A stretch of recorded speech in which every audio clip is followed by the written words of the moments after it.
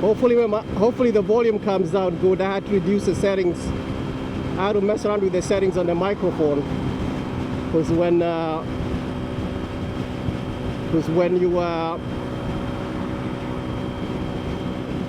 you put the microphone in the helmet, you gotta change the settings to reduce the sensitivity of the microphone, or it picks up everything and then it just it sounds horrible. It sounds like there's an echo effect. So hopefully that works. Yeah, so this is my latest purchase after I took some month off, went to the Philippines. The Philippines! What was he doing in the Philippines? Yep, so I sold everything I had. I was gonna take some time off or do the vacation thing, but then I decided came back to the good old US of A. Let me clean up a few things and before I get back out there, because you know how it is, adventure calls. Adventure is always calling, and you know, a man always needs to get out there. So like I said, I'm doing 60, about maybe 65, maybe 55 miles per hour. But like I said, being a 4th of July, I can kind of get away with it. I would not try to do this on rush hour. I'll probably get killed, because people do 80. I use this road to go. I got me a JOB. He says he got himself a JOB. Yes, I got me a JOB. And I'm in the morning at 7 on this road. We are doing easily 80, 85. So I would not even attempt it on this thing. I would not even attempt it on this bike. I mean, that's suicide. So you can see how sketchy this thing is. You can see it's all over the place. just the DR200, the knobby tires.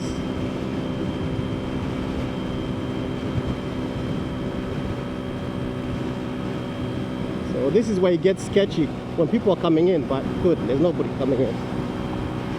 Because these people are coming in here, you're trying to match their speed, and then sometimes you cannot go fast enough to get out of their way, but like I say, it's not so yeah, so other than that, nothing new, same old.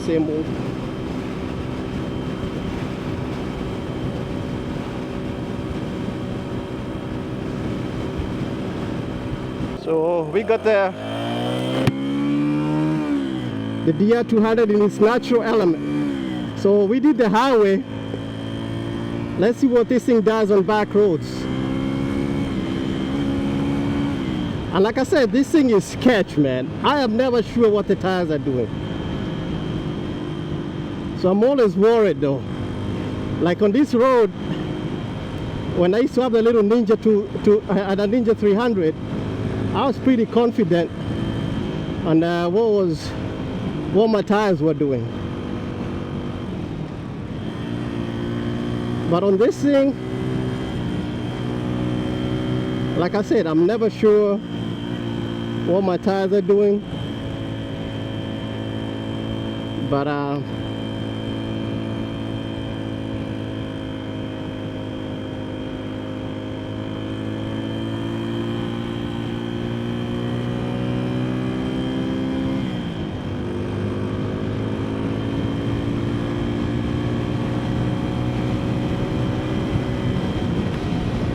so like I said, I'm never sure what the tires are up to.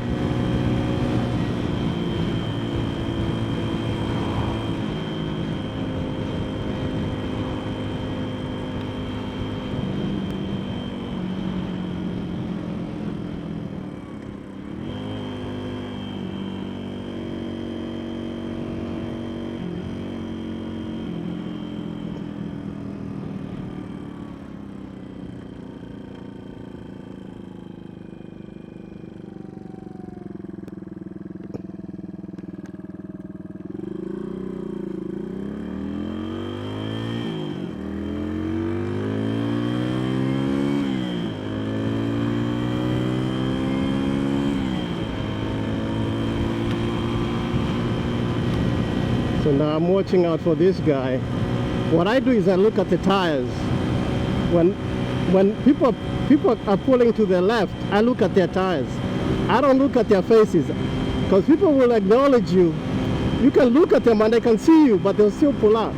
So what I do, I look at their tires. I look to see what the tires are doing. If the tires are inching forward, then I make my, and I'm always covering the brake.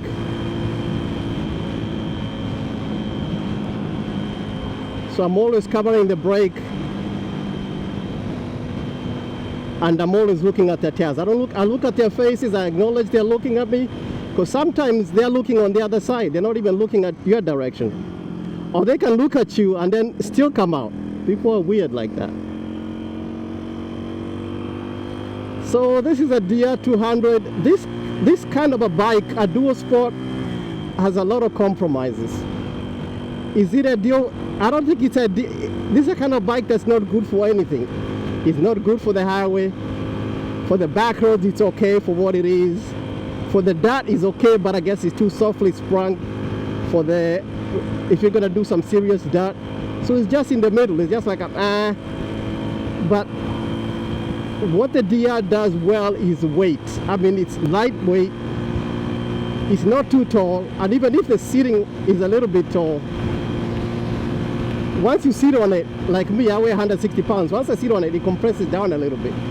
So maybe somebody weighing 120 pounds might not be able to compress it enough, or if you got a short inseam, it might not be a deal for you.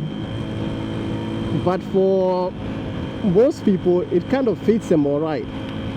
Like I said, if you are short of stature, it might not be ideal for you. But for most people, I think it fits them okay. And you can get in for cheap. You can get in for cheap. I mean, you can cheap to buy.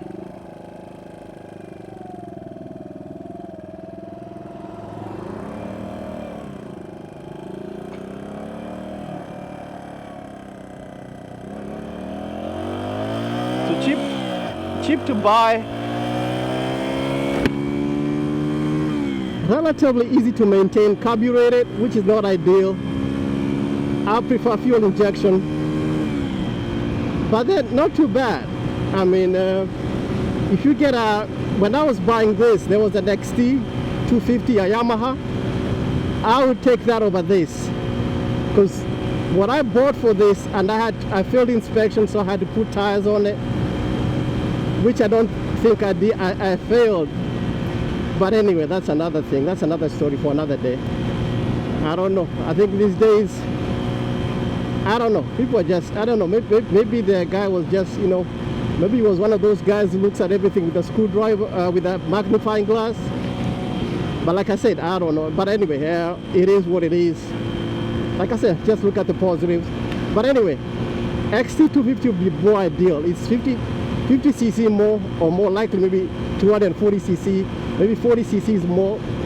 It's fuel injected, so that might even be better than this. Maybe more ideal than this one, that's for sure. So I would get me between the two, I would get the XT all day long with that fuel injection. But for what I bought this, it's not bad.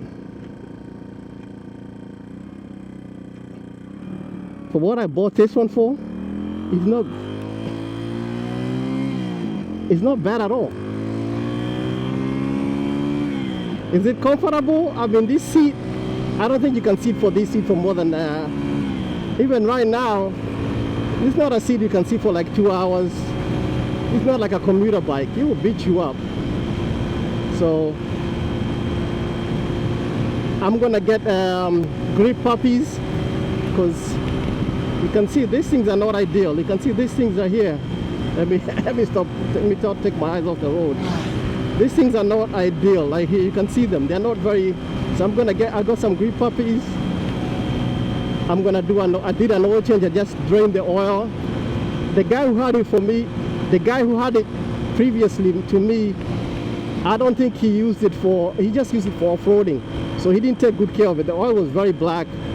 and I could see wood shavings. I could see wood shavings in the oil. I could see wood not wood shavings. What the hell? I'm talking about metal shavings. What the fuck am I talking about wood shavings? I was freaking losing it. So I could see metal shavings in the oil.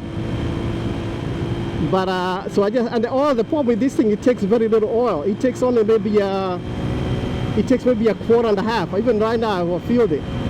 And I think I only put about a quart. But then I had 2 jugs, so you never know how much. I didn't know how much I put.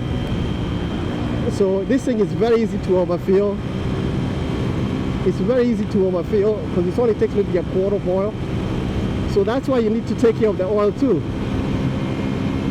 You need to take care of change up. So a bike like this, I would change the oil every 1,000 or more miles. You don't need to, but that's what I would do because it's only a quart of oil. It's not a big deal. It's not like you're putting 4 quarts of oil and it's gonna be expensive. I would just change every second oil change. I change the filter, but if I do one oil change with the filter and then I do the next one and then I do the next one with the next one I change the filter after every second oil change. Because like I said, it's only a quart. It's not a big deal. You go to Walmart, that's like $10 or so. So yeah, so that's a DR200. I'm gonna flip this bike once, you know, once I get the title, I'm gonna flip it, get something else, and then take it from there. This guy trying to come out. I think this guy's parked. Anyway, this is gonna be my turnaround here.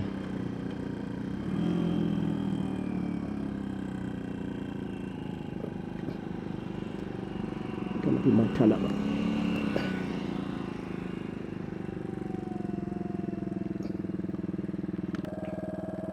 Damn girl, damn, bro, that's a black man got himself a white girl. Damn girl, the black man. Got himself a white girl. You don't play, man.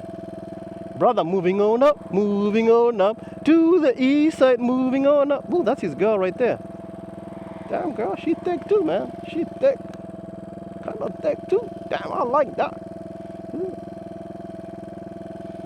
This thing is, now this light would never change, for crying out loud.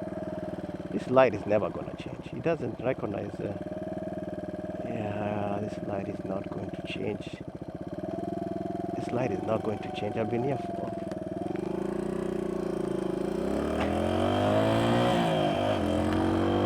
Oh, black man got himself a girl, man. The black man. The black man. The black man. Got himself a white girl. Moving. Tell you, man, he's moving on up. That's what I'm talking about. So this is what it is.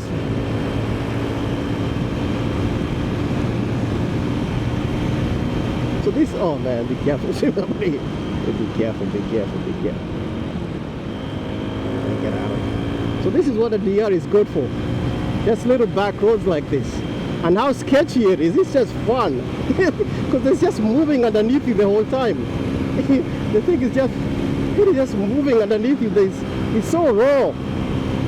I mean, the suspension is so basic that it's just moving underneath you the whole time. You know, I mean, when you take this corner, mid-corner, I mean, that one wasn't too sharp anyway. But like I said, and the good thing, and the interesting thing, you feel like you're sitting high. This thing, you do sit high compared to like a sport bike. And of course, you're more upright, that's for sure.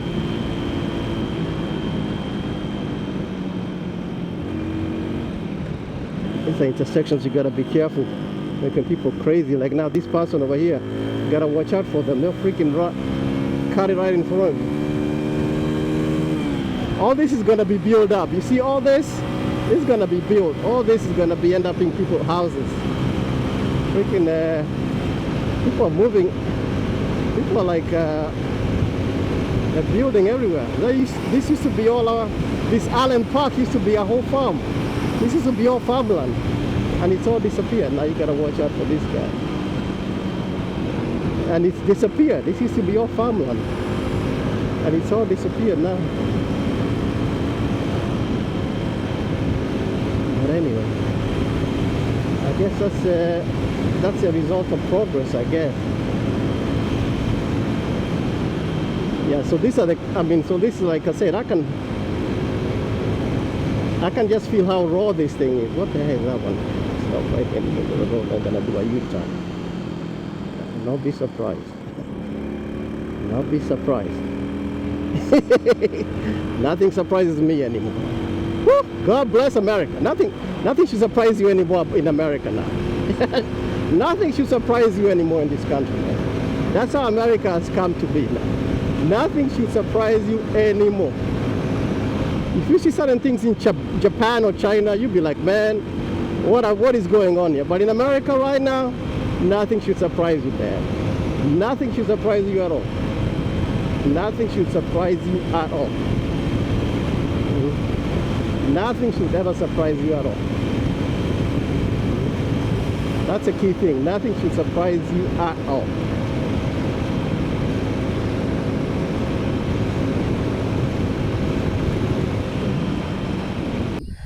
So that's a DR200. Let me put on my glasses.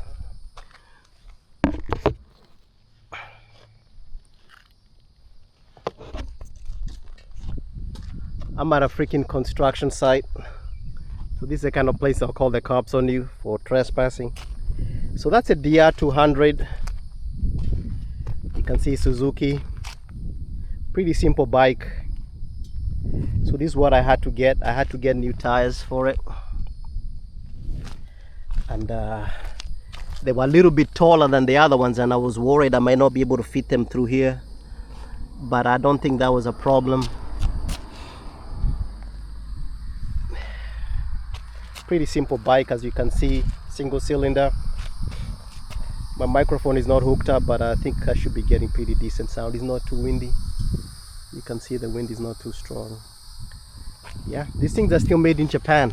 That's why this thing cost $6,000 new, and you can get a Ninja 300 for $5,000. So like I said, I did an oil change when I got it. I just drained the oil. So you check the oil level, and I think I put too much. This is where you put the filter. Ooh, it's hot, hot, hot, hot, hot, hot, hot, hot, hot, hot, hot, hot. So that's the new tires I got. Brakes were decent. And you can see DR200S dual sport. Yeah, so that's a DR200. Nothing special about it. It's freaking hot, man. It's freaking hot as hell. Nothing special about it. Very simple bike.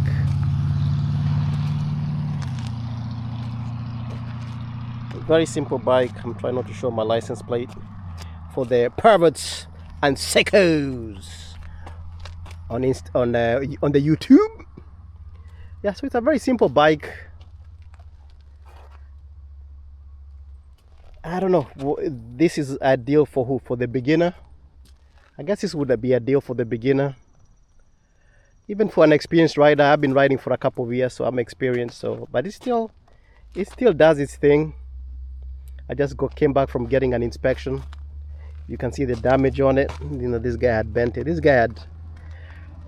I bought this one for $1,800. I think you can spend a little bit more money and get a better candidate, because some of the stuff this guy did was sketchy. Some of the repairs the guy did are sketchy.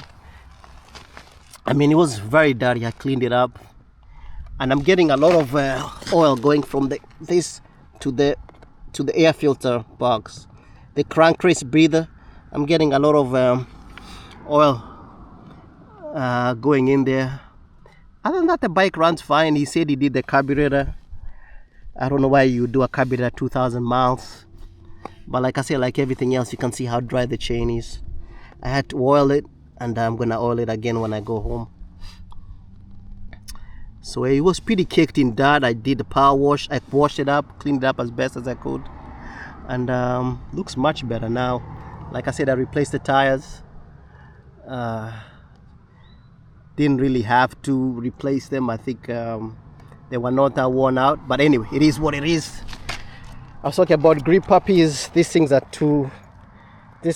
really, they kind of beat you up. So I got that. I ordered a rack for the back because you can't put anything on here. So I ordered a rack, and that should be coming up. So I'm spending more money on this bike. This is a bike I'm trying to sell, but I'm spending, yeah, so you can imagine. So right now I think I'm about at 2,200 or so. I don't think I've added the rack, so maybe close to 2,500. So I saw an XT for 2,800 on Craigslist. Was older, it was 2013. This is a 2015, and better. I would have rather bought XT. Had a rack, had a bash plate underneath. It had the bottom guard, the engine guard. So if you do the math, you'd rather buy that XT, fuel injected. I put 22.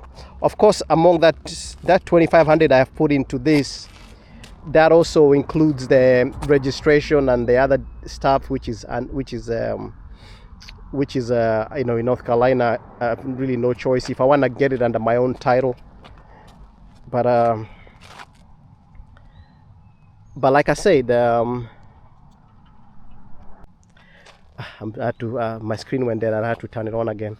But like I said, ideally for that kind of money I could have bought that XT he was selling it for 28. We could have gone down to 25, and probably I could have gotten it down for that. So yeah, so sometimes you gotta look at the math. Now this one I could probably put it up for sale for 3, maybe sell it for 27, maybe sell it for 27. I make maybe $200-300 out of it, or just keep it for what it is. But like I said, I like taking care of my stuff. I cannot, if I'm riding it, I'm gonna have to take care of it. I'm not those guys. I'm not these people who can buy junk, ride it, being junk, and then sell it to somebody else. If I'm riding it, I like my stuff sorted out. So I cannot just ride junk. So I take a hit on that. So I've had to change my thinking about buying stuff. I think now, spend the money and get something good to begin with before trying to sometimes you can get something for cheap, but then you pay in the long run. So like I said, right now if I was looking for a DR, get one that's sorted out. Once I'm finished with this, it's going to be sorted out. So if I sell it, even if I sell it for 27 or 28, I'm really not making that much. Somebody might think you're making a lot of money, but you're not, because like I said, I replaced the tires, bought a rack. The rack is expensive on these things because not many companies make the racks for these things. The rack alone was over $250 just for the rear rack, but then you need it because you can't put shit on this thing here. You can't put anything on this thing. You tear shit up. You break this thing, because if you look underneath, there's nothing underneath to hold. There's nothing there to hold that thing. So the rack probably comes down here somehow, ties into that, ties somewhere around there, maybe ties into something like here. I'm gonna have to see how it works out, and then maybe ties into something here. But you need a rack though. You guys just gonna tear shit up.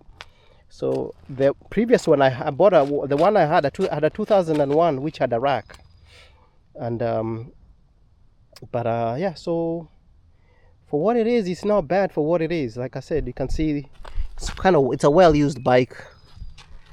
Like I say, ideally I would get one but it's not bad. It's not damaged. Everything works. Like I said, I only failed for tires, and which even then I didn't really fail. You just had an enthusiastic young man in there. That's a problem with young men in America. Young men in America can't remember the last time they got laid. An average 20 to a 30-year-old cannot remember the last time they had sex, and they're pissed off. So that motherfucker, man, you show up in there trying to get an inspection, and he's gonna fail you for even the smallest thing. Like, if that was me inspecting it, I would have passed it, because not that I'm having lots of sex, no, that's not the point, but I'm in my 40s. Ain't nothing but a chicken wing, man. You know what I'm saying? Ain't nothing but a chicken wing. Psh, I travel, man. I get on a plane, go buy some pussy out there. But then young people, man, I'm trying to give me a 10, man. I'm trying to give me a 10, but I can't get none. Yeah, the motherfucker be failing every car, every vehicle that comes on his bay. He fails everything. Anyway, let me stop ranting and raving. The problems of the world are many. But yeah, that's how it is. Yeah, so that's a DR200. I'll film some of the stuff I do to it, and the rest of the stuff. So anyway, cheerio. God bless. Let me get out of here before they call the cops on me. That's all I need is to get a trespassing charge, which I don't need. And guess what? I'm a black man. I'm a black man. You know that's coming. And anyway, I was trying to tell you that the guys who ride these bikes, they make faces like the guys who ride these bikes, they make faces like this. They go like this: enduro, enduro, enduro, and they walk around saying things like enduro, enduro. I mean, that ain't my cup of tea. I got my high V's on this, man. I'm straight up geek, man. I got my water. And I got my water. So anyway, I'll catch you guys later. Cheerio. That was a review of a DR200. Catch you on the flip side, man. Peace.